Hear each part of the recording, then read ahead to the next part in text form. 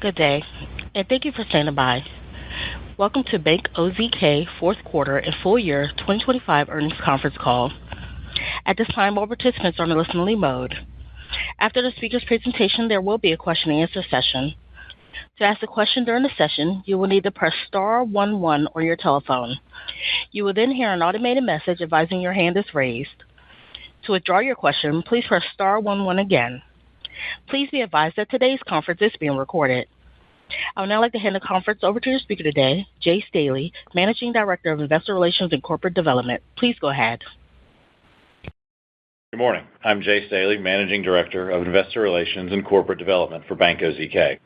Thank you for joining our call this morning and participating in our question-and-answer session. In today's Q&A session, we may make forward-looking statements about our expectations, estimates, and outlook for the future. Please refer to our earnings release, management comments, financial supplement, and other public filings for more information on the various factors and risks that may cause actual results or outcomes to vary from those projected in or implied by such forward-looking statements. Joining me on the call to take your questions are George Gleason, Chairman and CEO, Brannon Hamblen, President, Cindy Wolfe, Chief Operating Officer, Tim Hicks, Chief Financial Officer, and Jake Munn, President, Corporate and Institutional Banking. We'll now open up the lines for your questions. Let me now ask our operator, Shannon, to remind our listeners how to queue in for questions. Thank you. As a reminder, to ask a question, please press star 11 on your telephone and wait for your name to be announced. To withdraw your question, please press star 11 again. Please stand by while we compile the Q&A roster.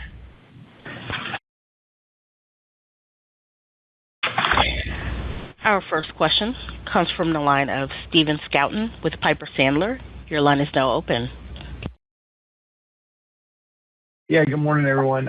I wanted to start with one kind of around the loan sale in the quarter and kind of your outlook on credit, net charge-offs and such, and maybe wondering what could lead you all to potentially lean further into potential loan sales like you had on that one credit this quarter, and kind of given the commentary in the management comments around 2027 loss trends and a belief that those will improve, kind of what gives you confidence to that end and that kind of positive outlook as we get beyond this CRE cycle? Yeah, great question. Thank you, Stephen. Appreciate it. Brannon, do you want to talk about the loan sale first, and then I'll take the second part of his question? Absolutely, Stephen. Good morning. Great to have you. Great to have the question. Appreciate it. Yeah, we would be happy to say that contrary to some speculation that was out there, we sold that loan at par. We collected all our outstanding principal, all our accrued interest on the note sale, but would reiterate what we said in our comments, Stephen, that the note sale does not reflect any change in our strategy. We've sold our ESG loans from time to time in the past. In this particular case, and I would say that our note sales historically have been sort of one-off unique cases. In this case, there was an overlap between the project that was that secured that loan and multiple situations where the sponsor there and its equity partners were no longer willing to or able to support those projects. And that would include the large land development in Lincoln Yards that we sold in the third quarter, and the Lincoln Yards Life Science project that's classified substandard non-accrual. So it's a particular fact pattern. It doesn't happen often. It's not a change in strategy. It's just the normal course of business as those occur. All right. And Stephen, on the other question you asked, we've given guidance in our management comments that we expect, our 2026 results to look a lot like our 2024 and 2025 results in various respects. We've also detailed it in considerable length in the comments there, the challenging environment that our sponsors have been operating in for a number of years. And that should be no surprise to anyone because we've talked about it particularly at length over the last 14 quarters as we have built that ACL up, and we've depicted that ACL build in a chart in figure 23 of our management comments. So, there was a build based on the expectation that the longer this challenging cycle drug on for our sponsors, the more likely it would be that individual sponsors on some individual projects would run into trouble and either choose to no longer support their projects or become unable to support their projects. And, we've seen that over the last couple of years, and I think we've managed that really well. And the ACL build was a prudent preparation for the environment we're in. I think, we're getting toward the later stages, really in the late stages of the CRE cycle. We're seeing a lot of green shoots out there on leasing and property sales. We're seeing a lot of refinances because of the surge in credit availability, liquidity that has really manifested itself in the sector in the last couple of quarters.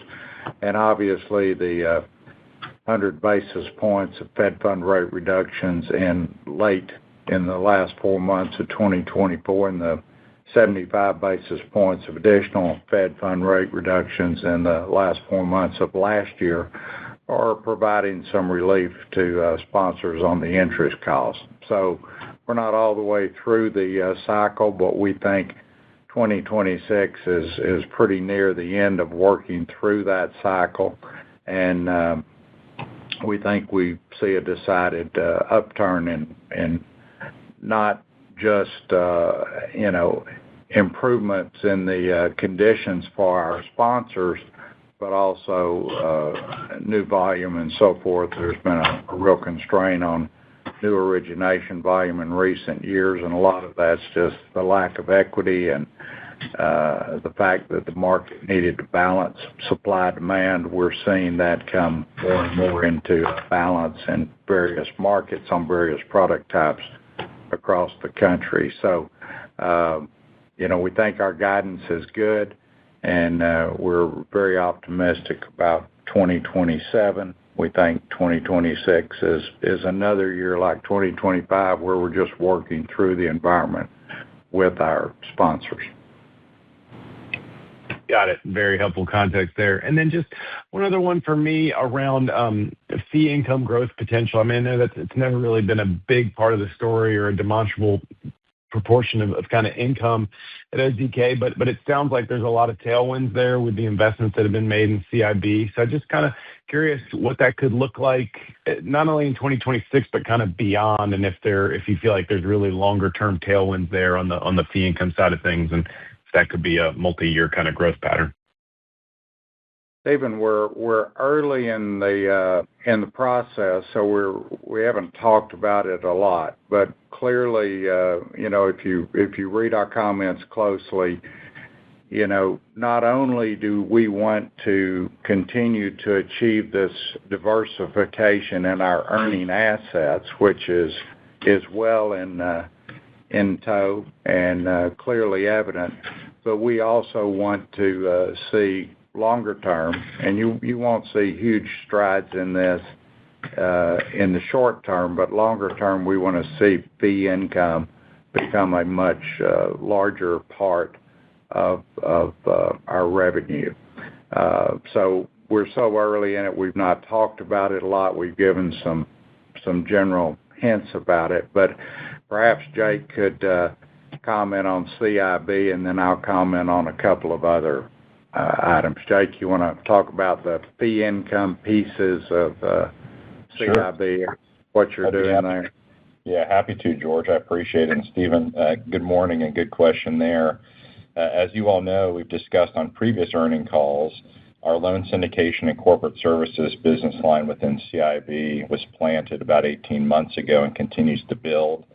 Those services provide kind of shared services bank-wide, including our capital markets program. It includes our interest rate hedging program, our loan syndications desk, our permanent placement solutions, and also includes some foreign exchange capabilities and some additional capabilities that George alluded to that we'll be rolling out here over the course of the next couple of quarters.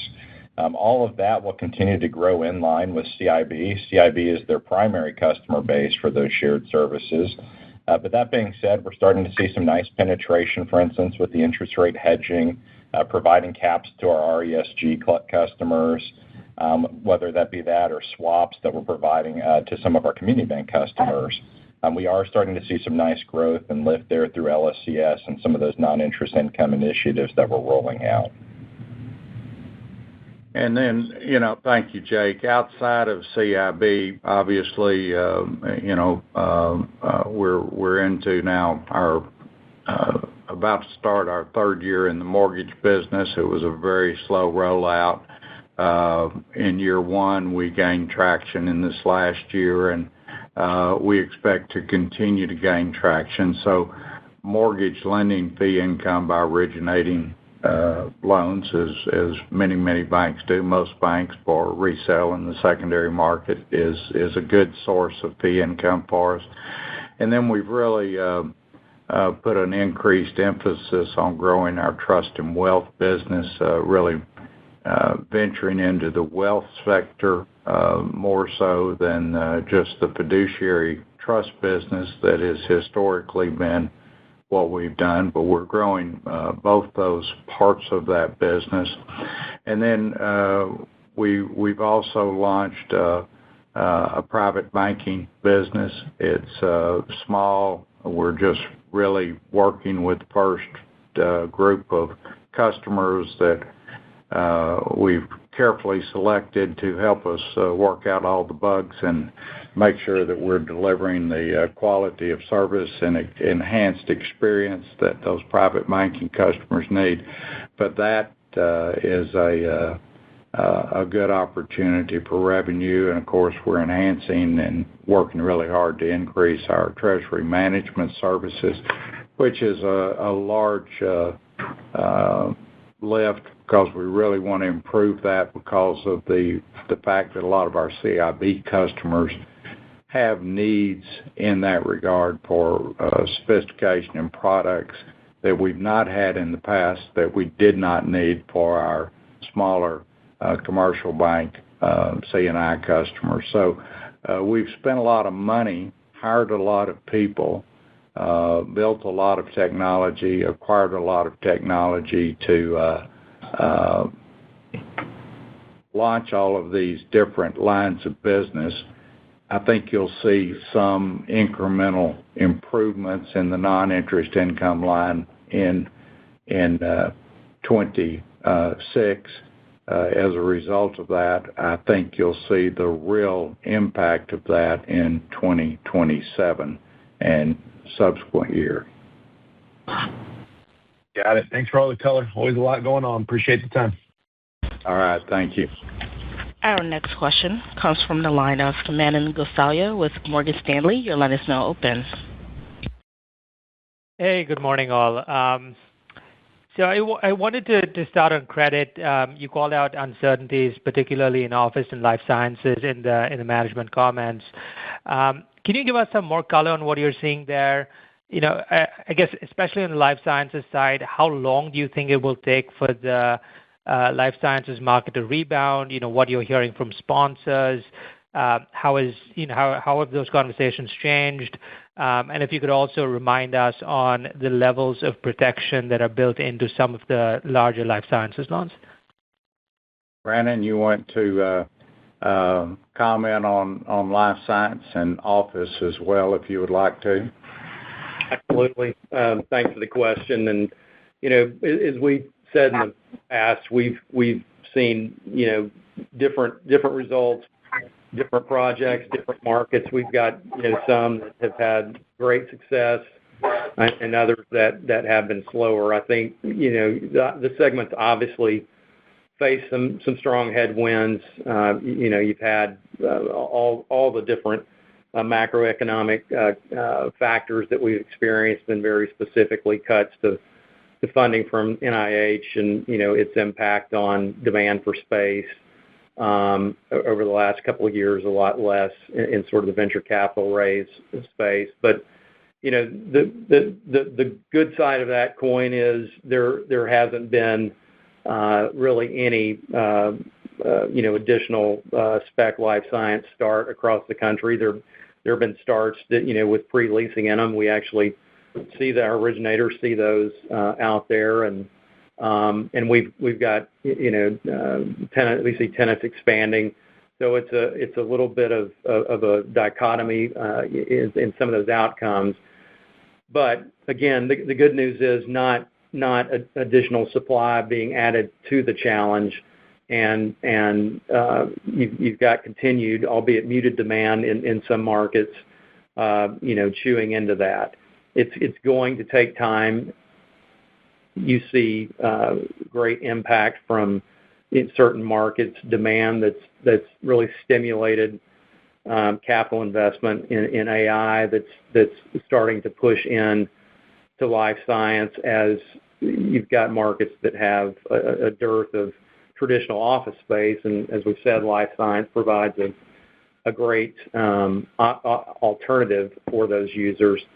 So you've got some winners, you've got some losers, but you've got absorption slowly moving forward. It's going to take some time. As George said, we've seen this coming for a while. We've appropriately managed our ACL in anticipation of that, and we, as we've said, enter these deals at low leverage and with strong sponsorship, and we're pleased to see a number of those sponsors continue to support those. I mean, you've seen some obviously that are no longer willing or able to support them, and we've been clear reporting on those, but it's going to take some time as a bottom line with life science, and we're again pleased to see the support in the interim. Office is really been a positive story for us. Really pleased with the trends that we're seeing in some office markets in our portfolio in particular. Especially some projects that had more limited activity over the last 12 to 18 months are starting to see benefit. Office leases are 5 to 7 to 10 year leases frequently, and takes a while for the portfolio of leases in any market to roll. And then again, there's continued sort of incremental positive impact from return to office. And as these tenants begin to look around, making leasing decisions about where their new home is going to be, that flight to quality that we've talked so much about historically remains very apparent. We saw good leasing activity on a number of our projects in various markets during the fourth quarter, and we're tracking a number of other leases that are nearing lease expiration or execution in the near term.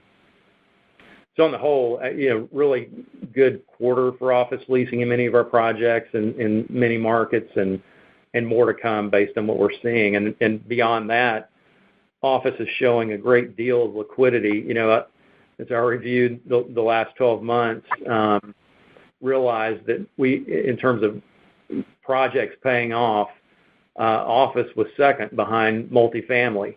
And I think that's true of the last 6 months as well. So we've, continue to see good liquidity in the market, in particular on the credit side, that is supporting refinance activity.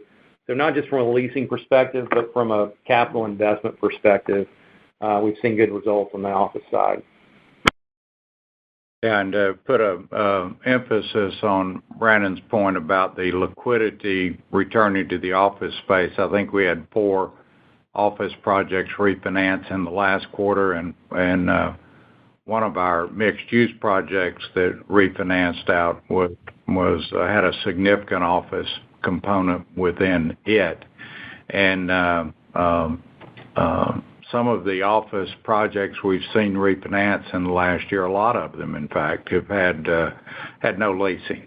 But the liquidity is there, and people recognize the value in these high-quality buildings, and the fact that the supply-demand metrics are normalizing, and these things that have been slow to lease are getting to the point that leases are very likely to be in the near term. So that's providing some support for the space and a lot of liquidity and new investment in refinancing product that is out there. And similarly, in some markets around the country, you're beginning to not have the office available in the market that's built that meets the needs of some of the sponsors, and that really is providing an opportunity for life science projects to fill with space, and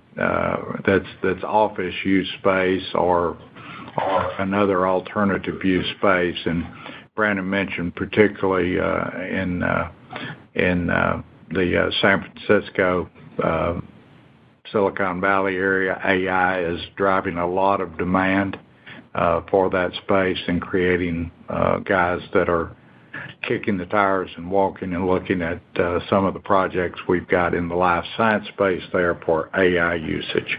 So the environment is getting more constructive in a noticeable way. Got it. So your conversations with the sponsors there on the life sciences side kind of indicate that they're in for the long haul. They're willing to support the properties for more time. And any thoughts on, I guess, the protections that are built into some of the larger life sciences loans that you have out there? Well, we are, dependent upon sponsor support. To your point, I think the mood and the attitude is generally, every sponsor is different, every project's different. The mood and the attitude is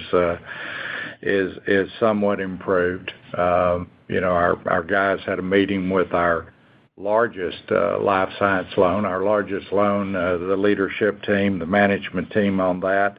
That group came to Dallas to just give us an update and a report on where they were. I was not part of that meeting, but my understanding that was a very constructive, very positive meeting with plans and commitments in place to really push that project on to a higher level of leasing and activity. So we're cautiously optimistic. Will every life science project get to the finish line and have a successful outcome with its current sponsorship and capital partners? Maybe not. There may be a casualty or two along the way. But I think generally it reflects what we've seen from our sponsors. And let me explain what I mean in that. In this cycle, we've had 4 RESG assets that went into foreclosure, or we acquired title to. Really didn't, I think, foreclose on any of them, but acquired title to them in satisfaction of the debt. 3 of those were liquidated in the last year, one in the third quarter, the largest, that Chicago land. 2 were liquidated in the fourth quarter, and the one project we had that didn't sell was under contract for a couple of years, and the sponsor paid us $12 million in contract extension fees and forfeited earnest money on that Los Angeles land. So, a relatively small number of projects. Now, I will comment, someone wrote that we had taken a charge off on that LA land. That is not correct. We moved it to OREO at our book value, and the reduction in the value of that on our carrying value on that over the last couple of years as a result of forfeited earnest money, not any charge off. So we've never taken a charge on that asset and feel like we're appropriately valued on it now. But we've got 4 loans in non-accrual. So a relatively small number of RESG assets where the sponsors have, been unable or unwilling to continue to support the asset. The flip side of that is, detailed, and we've been giving you this information for most of the last 14 quarters on figure 28 of our management comments. And, just to give you a data point, last quarter we had 49 loans that had an extension of their term.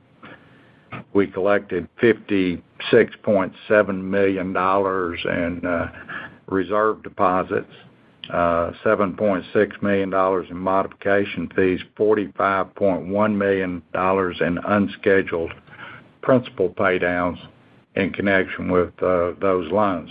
If you look over the last 14 quarters since the Fed started raising rates, that is $1.3 billion in additional equity contributions, $866 million of reserve deposits, $429 million in unscheduled principal paydowns, and I don't know the fee number, but tens of millions of dollars in fee income to us on those loans. And what that tells you is that 95% plus or minus of our RESG loans are experiencing and continue to experience good sponsor support.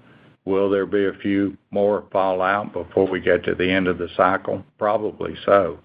But we built our ACL from $300 million to $632 million in anticipation that there would be a few bumps in the road. So we feel like we've prudently prepared for this. We feel like we're doing a really good job of working through and liquidating these assets when we've had cases where the sponsors have given up, and we're well positioned to get through the rest of this cycle in good form.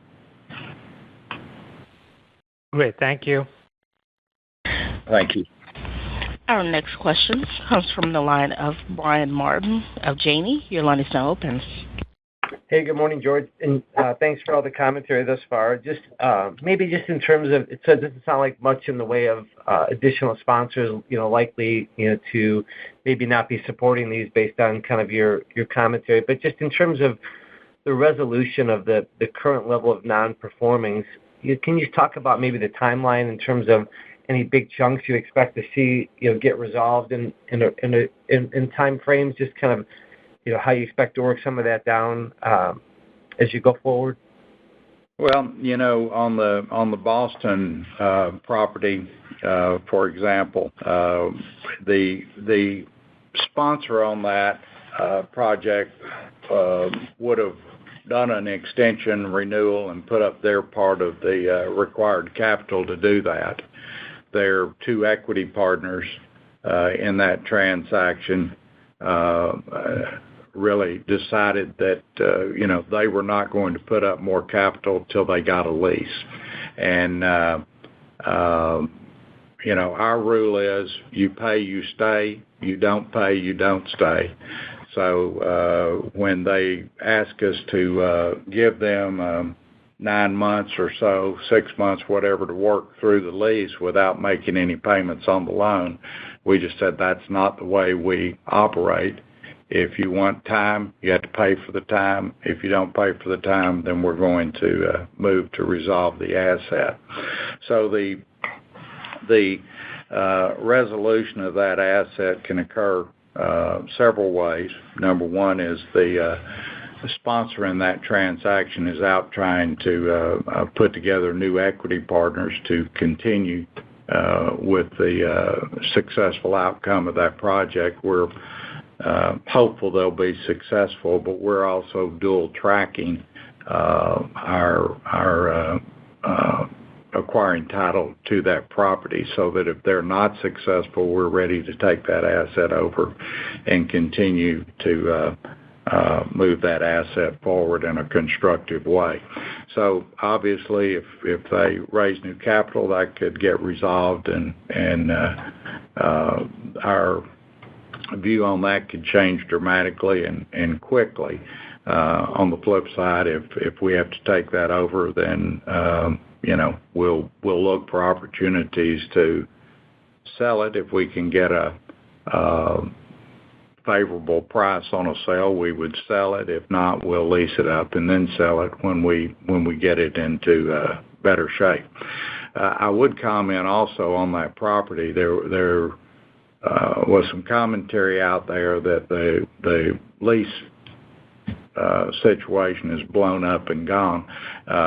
That is not our understanding of the situation. The sponsor continues to be actively engaged with the tenant, prospective tenant. The prospective tenant, our understanding is they just delayed their process for about 6 months, and instead of making a decision early in the year, expect to make a decision mid-year, third quarter, or so forth.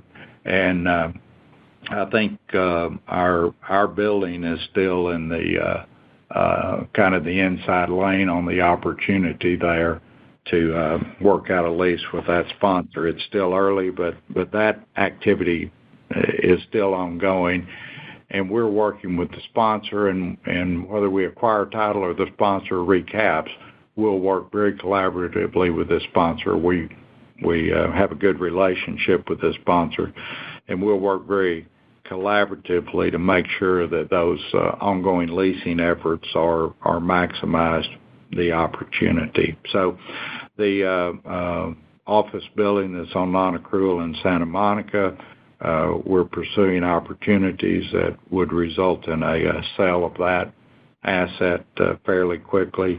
The Chicago life science deal, the sponsor is working on a short sale opportunity on that. We've written it down based on our understanding of the financial metrics of that short sale.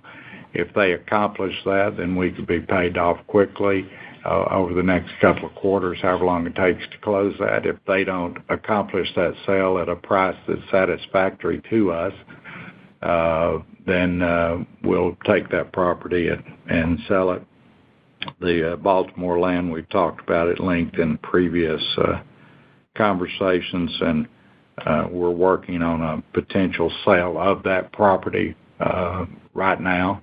We're also working, continue to work with the current sponsor on our taking title and continuing to integrate our development and liquidation of that property with the other developments that the sponsors successfully achieved on that in that area. So, it's hard to know when these things actually come to fruition. There are multiple paths that each of them could take, but we're working those things diligently. And, sometimes you resolve things fairly quickly. The 3 pieces of OREO we sold last year that were RESG assets, all those were resolved in a pretty short time frame for sale of a piece of foreclosed real estate. The flip side of that is the one we've still got there. While we've made a lot of money on extension fees over the last couple of years with that and got a nice pay down on our carrying value of that OREO through the forfeited earnest money, we worked on that thing 2 to 3 years with that prospective buyer, and it didn't come to fruition, and now we're back in the market with it. So some of them will work out fairly quickly. Some of them, for one reason or another, will take a bit longer to work out. We try to be very constructive about the way we approach these things. And I'll give you a good example. Our oldest substandard accrual asset in the RESG portfolio is that development near Lake Tahoe, California. And that thing has been substandard accrual since 2019 and was special mention for some number of quarters, I believe. Before that, I don't remember when it went on special mention. But, you hear the adage a lot of times about problem assets, and the old adage that everybody seems to quote is, your first loss is your least loss. Well, a lot of times, maybe a majority of the times, first loss is your least loss. But as we looked at that asset, we said, the sponsor's not going to put new capital in this, but the sponsor remains engaged, we can work out an opportunity here where we don't have to put new money in it, but we can work with the sponsor and help them chart a path to a successful resolution of that. So instead of blowing that asset up in 2019 when it went on substandard and probably taking a 10 or 20 or $1 million loss on it, we worked with the sponsor, developed a plan to address that, and we've earned $43 million in interest and fees on that loan. And our total commitment today is $43 million, and our outstanding balance is about $34 million on that. So we've earned more in interest and fees than our outstanding balance on that loan. And, there's a very high probability that we get through that all the way to payoff with a successful resolution of that asset, earning money all the way and never taking a loss on that. So, you've got to be thoughtful and constructive in the way you approach these and understand what the assets are and understand how to maximize the value from them.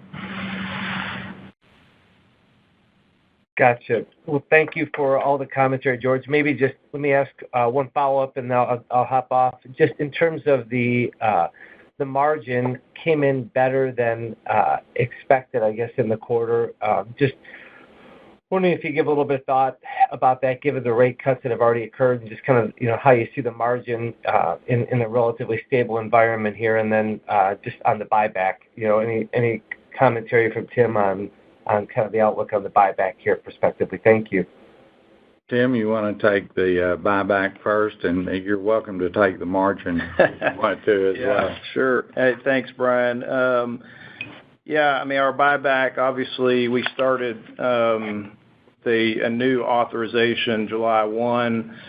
We said all along that we would be opportunistic in using that, and certainly during the fourth quarter, as we were trading below tangible book value, that was just too good of a value to pass up. So we bought 2.25 million shares for an average price of $44.45. That was well below, or a couple dollars below, our current tangible book value. So very accretive to not only EPS, but certainly accretive to tangible book value as well.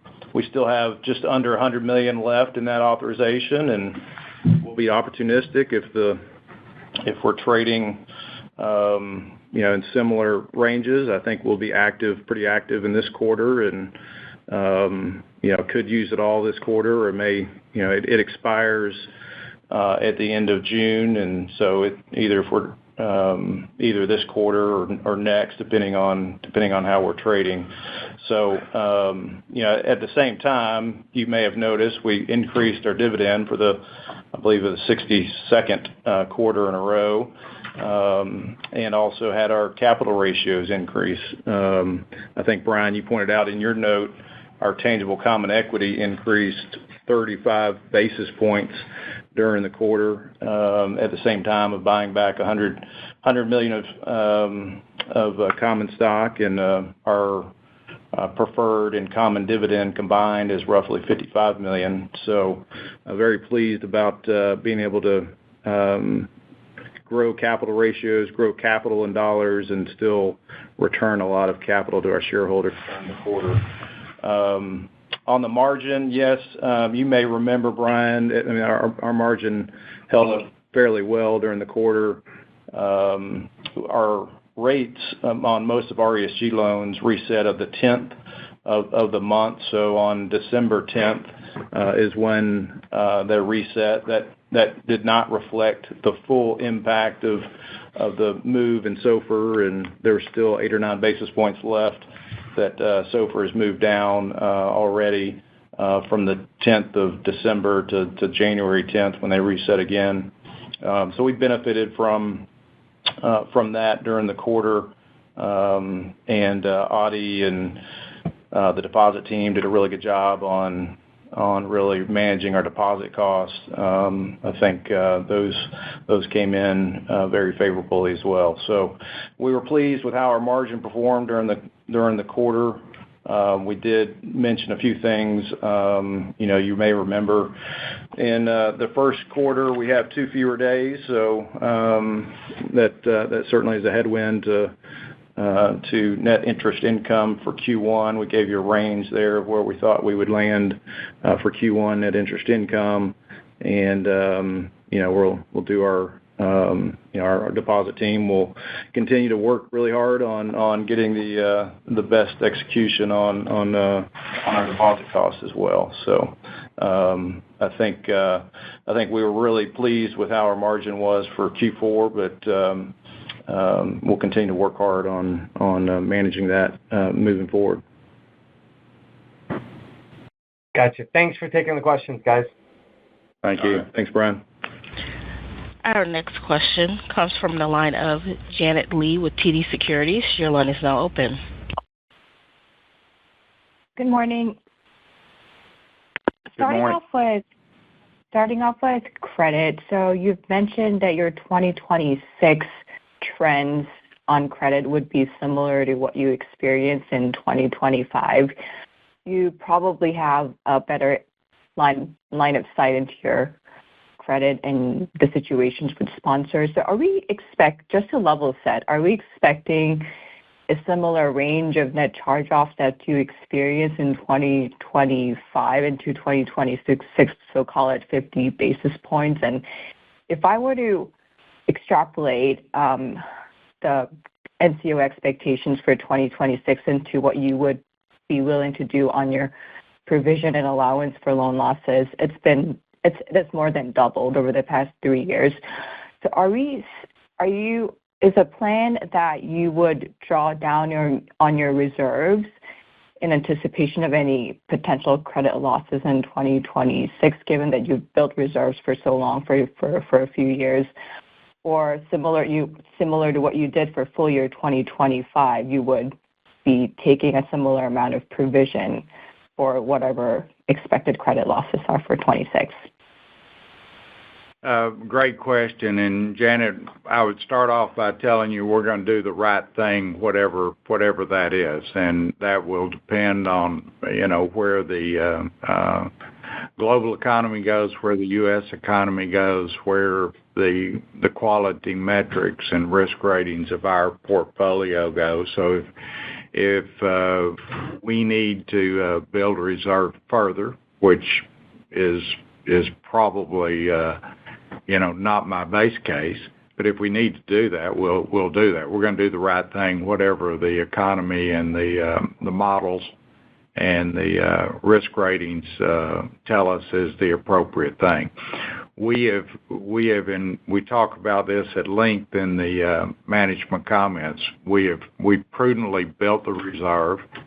So when we incurred the charge-offs that we incurred in the quarter just ended, a large part of that was already provided for. So we were able to, absorb that and still run with all the models and put up all the reserves we needed to put up. And, we carefully looked at that and rolled all those numbers forward and really validated that our decisions in that regard were correct. So I would anticipate that if the economy plays out as we think it does, and as this CRE cycle sort of winds down in 26 and early 27 as we think it will, that ACL percentage may continue to do what it did in the fourth quarter, and that has come down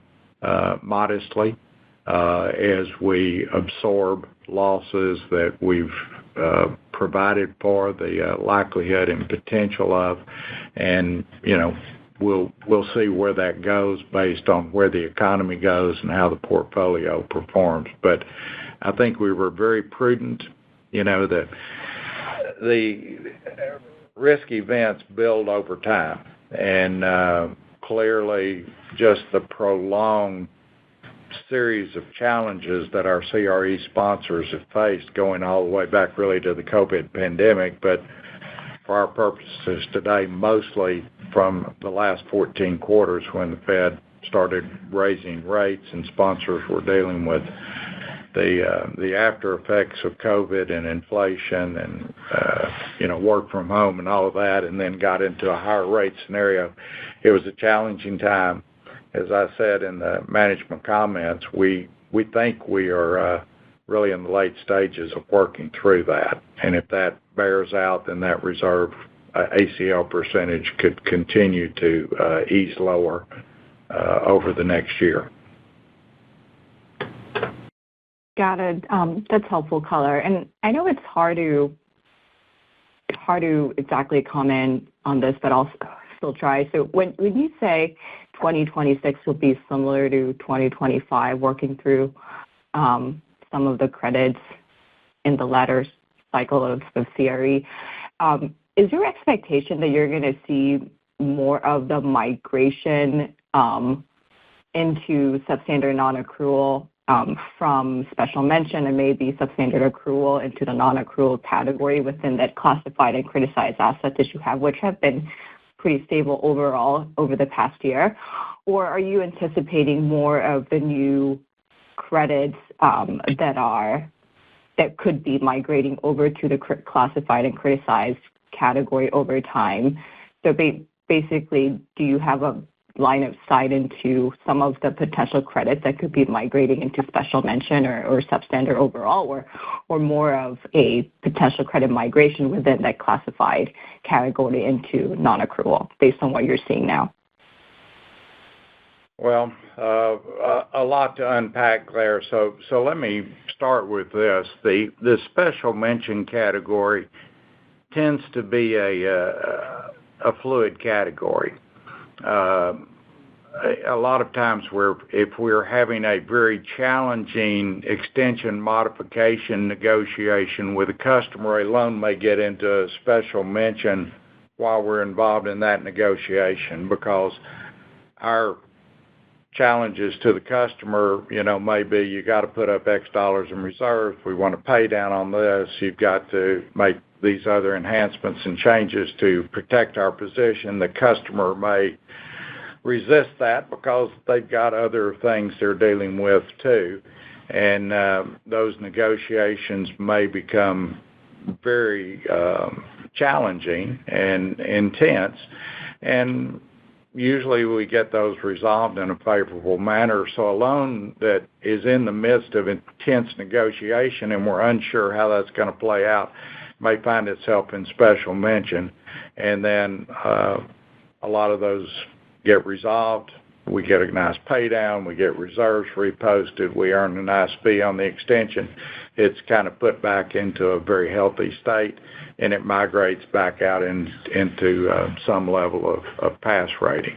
Then you have loans that migrate in that you're not successful in negotiating that, or maybe there was an issue with it that caused it to be in special mention, and that doesn't work out well. That will migrate into substandard or substandard accrual, and we'll give you more disclosure on that. So the special mention is not just a stepping stone to substandard. Loans come in that and go back out the other way, back into a pass status as well, and that happens very frequently. So there's a fair amount of churn in the special mention category. I would repeat what we said in the management comments. We've had a handful of sponsors who have been unable or unwilling to continue to support their project over the last 14 quarters, particularly the last couple of years. We expect that our experience in 2026 is going to be similar to our experience in 2024 and 2025. So sort of giving you, a couple of years to look at as a comparison for our expectations for 2026. So I think we very likely will have a handful of additional sponsors who give up on projects. We're have an ACL built for that expectation. It's a case by case basis. And, in dealing with sponsors, you're not just dealing with the sponsor, but you're also dealing with the sponsor's capital partners in a lot of these cases. So there are multiple variables at play, and we're really good at working through those. We have a great team that works through these negotiations and arrangements. So I feel very good about that. But I think we've given you as good a guidance as we can give you at this point in time. That's fair. Thank you. Thank you. Our next question comes from the line of Jordan Ghent with Stephens. Your line is now open. Hi, good morning. I just had a question on kind of the capital. It looks like you guys have $350 million in sub-debt that moves from fixed to floating this coming October. I think you guys have previously said you could redeem in whole or part beginning in October. Is that still the case? And then with that, how does that affect your buyback and up until that point? Jordan, you're right. We do have sub-debt that goes from fixed to floating October 1. We've not made any decision regarding what we'll do on that right now. I mean, we'll make that decision as soon as we need to, but too early to comment on that. Our buybacks, we have a lot of capital, and you saw our CET1 ratio increase, and our earnings. We haven't talked about earnings a lot on this call, but we earn a lot of money. Earned almost $700 million, almost a record again this year, almost equal to what we earned, which was a record last year. So that earnings power does allow us to have a lot of capital that we can use opportunistically. And some years we're going to have a strong amount of growth. Some years we're going to have mid-single digits. And so when we have mid-single digits and we have levels of earnings that we're expecting in the coming years, we're going to increase our capital levels, and we'll look for opportunities to deploy that, and just like we did in the last quarter. So too early to comment on sub-debt. We've had sub-debt outstanding really since for the last 10 years. So some level of Tier 2 capital is a part of our capital structure, and that's over the long term. I would expect us to have a decent amount of Tier 2 capital, and so that's really kind of our long-term strategy there. Got it. Thanks for answering that. And then maybe just one more. Last quarter, you guys guided for loan balances to move lower in the pending quarter, call it in 4Q25. We didn't see this in management comments. Could you provide any commentary on what's going to happen, maybe in the near term, or kind of the trends you're seeing? Tim, you want to take that, or I'll be happy to. Go ahead. Sure. Yeah, we gave you loan guidance for the year. In Q1, I think we're expecting to be positive, and not have a quarter like Q4. Obviously, the payoff velocity sometimes moves around a little bit on us, and so. But I think our growth will come mid to late year. Q1 I think is still a positive quarter of growth, but you could have a payoff or two that comes in or pushes out that can move that around a little bit. But I think we'll have growth that comes in throughout the year, but probably second quarter, third quarter, fourth quarter will be stronger than first quarter. Yeah, I would agree with that. Our mid-single-digit loan growth guidance that we've given for the year is probably going to be loaded into the more in the final three quarters than the first quarter of the year. We got a lot of payoffs that we are expecting in Q1. Perfect. Thanks for that. Our next question comes from the line of Catherine Mealor with KBW. Your line is now open. Thanks. One follow-up on the credit conversation. As we look at the special mention category, and I know, George, you talked about how this is a fluid category where loans come in and out, but it was interesting to see that a number of the loans that are in special mention were highlighted on the appraisal chart on figure 29, and feels like a couple of them have pretty LTVs that are nearing 100. And so just curious if you could provide any commentary on some of those larger office special mention loans, and are there maturity dates coming up near term, or are there things that we should be aware of in the next couple of quarters that could perhaps drive some of those to move into substandard? Thanks.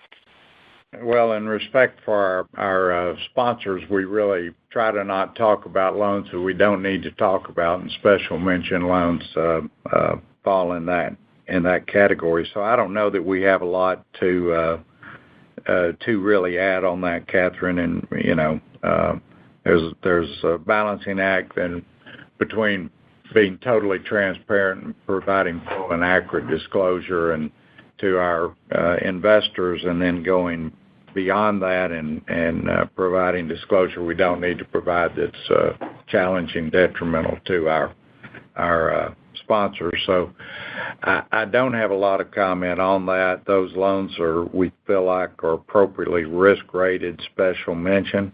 That risk rating is reflective of the appraised values on them.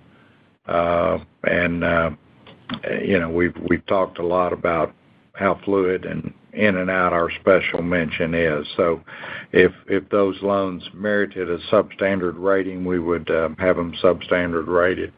If they merit a substandard rating in the future, we'll rate them there at the appropriate time, and we think special mention is correct. We gave you those notations there because we didn't want to convey the impression that, gosh, we had loans that were higher loan-to-value loans that we had gotten an appraisal that said the loan-to-value on it is a lot higher than where it previously was, and we weren't taking that into account in the risk ratings on them. So I think we're doing the appropriate and proper thing, prudent thing on those loans.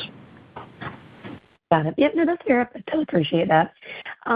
And then maybe another question, it might be the same answer, but I'll try it. But any update on the larger life science loan out in San Diego, the RAD property, just any leasing update or anything that you can, it's been a few quarters since we've had an update on that. Just curious if there's anything you can provide on that larger credit. Thanks. Yeah, I'll let Brandon comment on that, but when I mentioned meeting with the management team on our largest loan in Dallas, that was that loan. So Brandon, I know you don't want to get into too many details, but you might sort of give your flavor and take on that.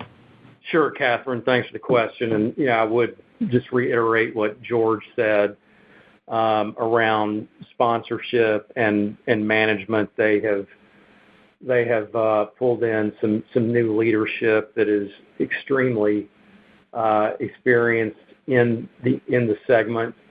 And you may recall that over the last couple of years, the sponsor has injected a significant amount of capital in that project specifically, but the company and its capital partners, I think they had I want to say it was a $900 million capital raise. So with respect to the wherewithal, the sort of can do, they've got it with respect to capital, and they've got it with respect to expertise.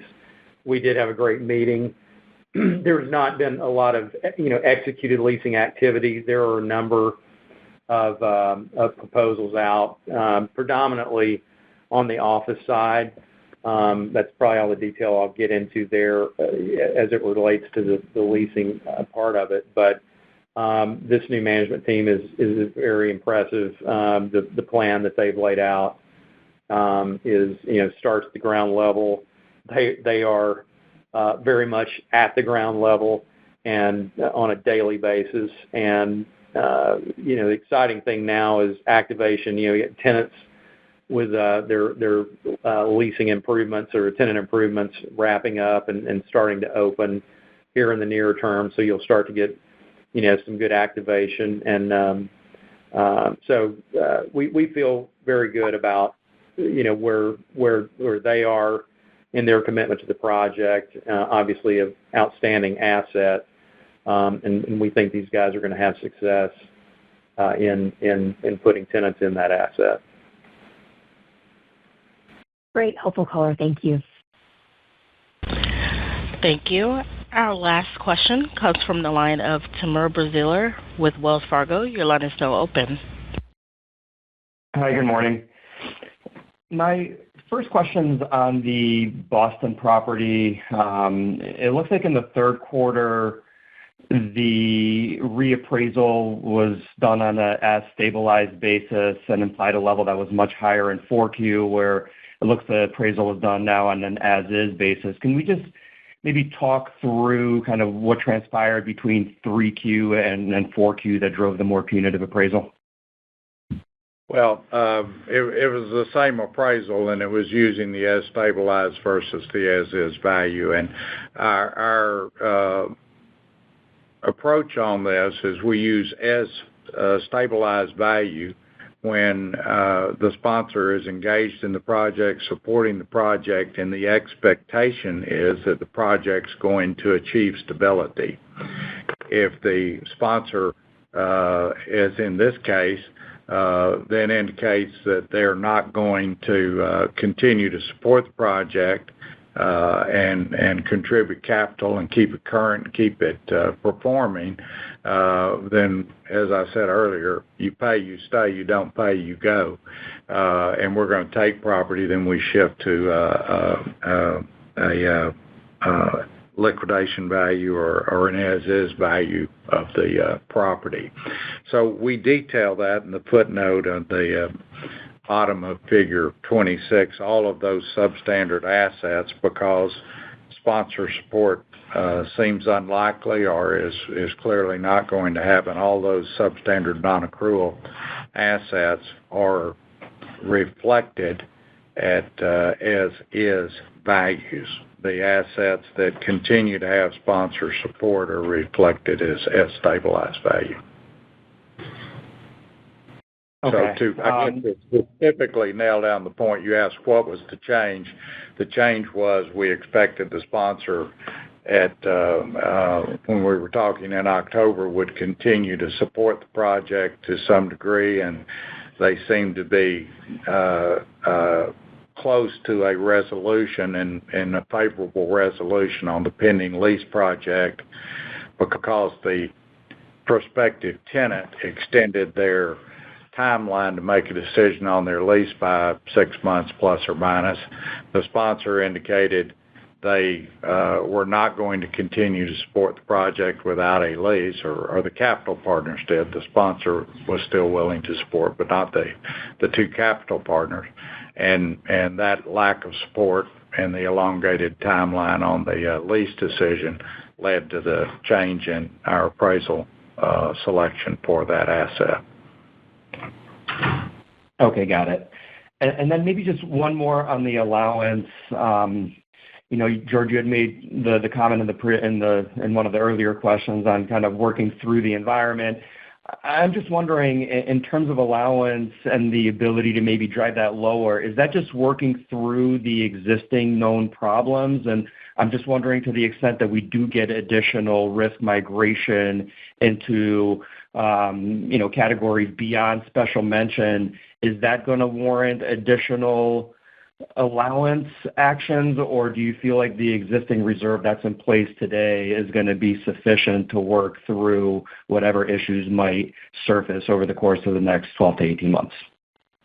The ACL reflects our expectations for all of the current portfolio for the life of those loans. That's what CECL is all about. You calculate your expected loss for the life of those loans. So we have an expected level of migration that is embedded within that ACL.